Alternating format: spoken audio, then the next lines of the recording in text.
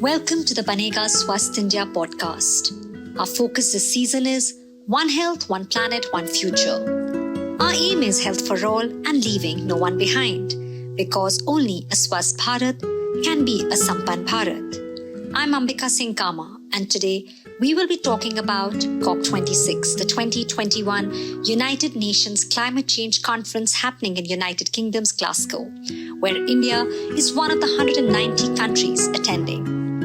On November 1st, Prime Minister Narendra Modi addressed the COP26 World Leaders Summit and presented a formal plan on how India will contribute towards climate action.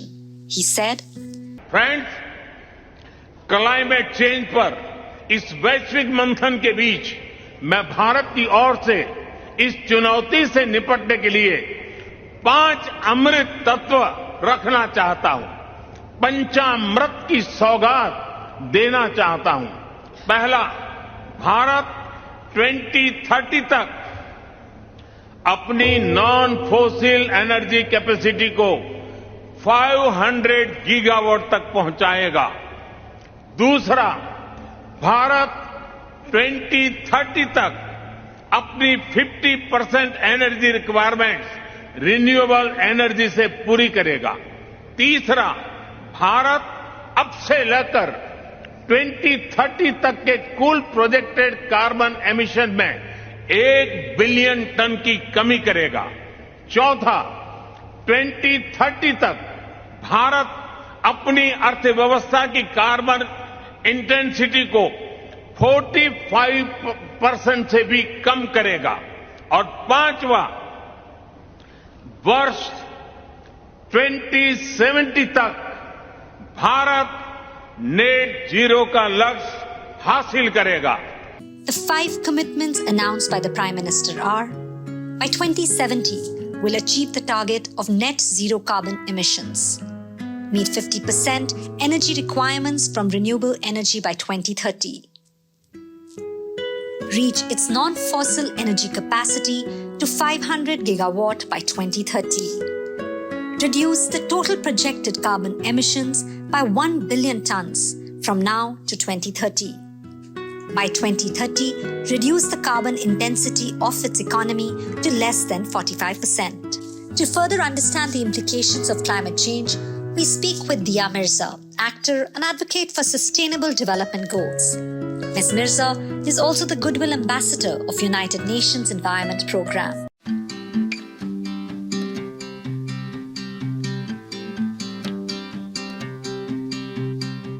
Climate change is real, and it is evident with the increased frequency and intensity with which we are experiencing forest fires, floods, storms, rising sea levels caused by melting ice caps, droughts, water stress, changing crop yield, habitat degradation, extreme weather phenomena like heat waves and extreme cold.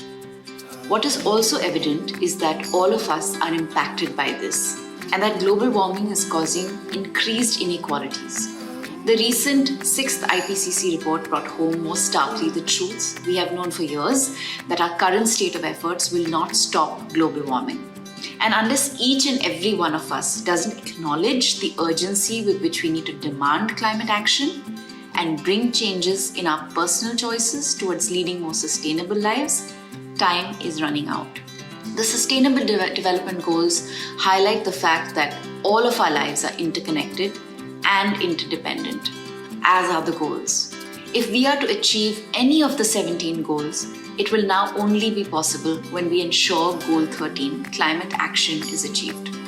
We must redouble our efforts and build momentum towards climate action. COVID-19 is another stark reminder that we need to fix our broken relationship with nature and restore the Earth's balance for everyone's good. We must also remind our leaders to limit global heating to 1.5 degrees centigrade, cut carbon pollution, invest in renewable energy, no more coal, no more fossil fuel, invest and support and fund climate action in developing countries, and stop the destruction of nature. And while we continue to question policy and demand change from our leaders and society, we must question our own lifestyle choices. Every action counts, and the power of 7 billion people making responsible choices is undeniable. Given the scale of the crisis, COP26 assumes a lot of importance, explains Avinash Kumar Chanchal, senior climate campaigner from Greenpeace India. While most of the governments talk a lot about climate change on global platforms like COP, their actions prove that they are just making empty promises. This needs to change in COP26. That means they need to give clear commitment to phase out the polluting fossil fuel industries and with an immediate halt to all new fossil fuel projects. In the COP26 summit, the developed countries must express solidarity to the global south by increasing the promised $100 billion per year in climate finance to those countries which hardest hit by the climate crisis. Developed countries must also show commitment to fund for the loss and damage to the low-income countries that have been experiencing huge economic losses due to climate breakdown. It is clear that the developed countries have already failed us. The lack of commitment and leadership from the global north is evident. Countries like India should take leadership by taking real climate action and no false solutions. It will be a win-win situation for both the Indian economy and the climate.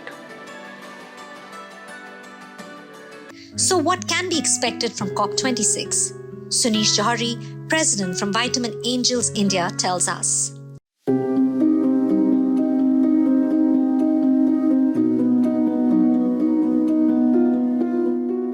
As global leaders meet at the Conference of Parties, COP26, in Glasgow to deliberate and decide our action plan, we believe that this could decide our present and future and how we as societies will work towards climate change.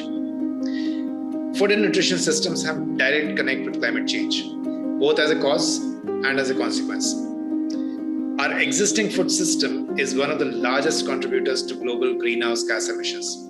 On the one hand, unsustainable farming practices, use of fertilizers, fossil fuels, food processing, packaging, distribution, all of this directly adds to rising temperatures. On the other hand, rising temperatures cause irregular rainfall, floods, fires, and so on. So just think about a country that is so hugely dependent upon agriculture. The consequences could begin with low agricultural yield and micronutrient quality, such as iron and vitamin A, for example, and could further result in worsening undernutrition. WHO predicts that if we do not change anything, there may be a rise of about 20% in hunger and malnutrition levels because of climate change. We really hope that COP26 results in a rock-solid commitment among all the stakeholders towards reducing levels of undernutrition. But apart from world leaders playing their part in striking a global deal, what is needed to tackle this existential crisis of climate change is action from each one of us. How can we join this fight against climate change? Here is a checklist of things we all can do to help this planet, which is our only home.